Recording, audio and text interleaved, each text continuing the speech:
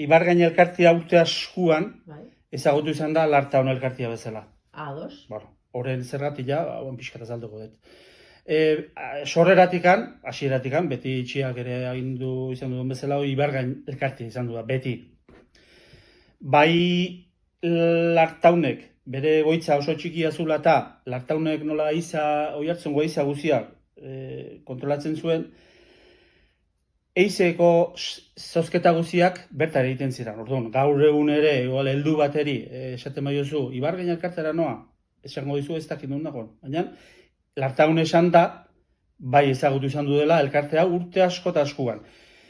Lartaun hortik atera zenean, oain dela gutxi arte, erabili izan du baita ere, hemen inguruko 101 kuadrilla, eizeko kuadrillak. Hori ere, ja, gaur egun, jarduera hori olako toki batean egiterik nola ez dagoen, oain ez dauka eizeko inolako antolakuntzaik edo ez du egiten Ibargainek.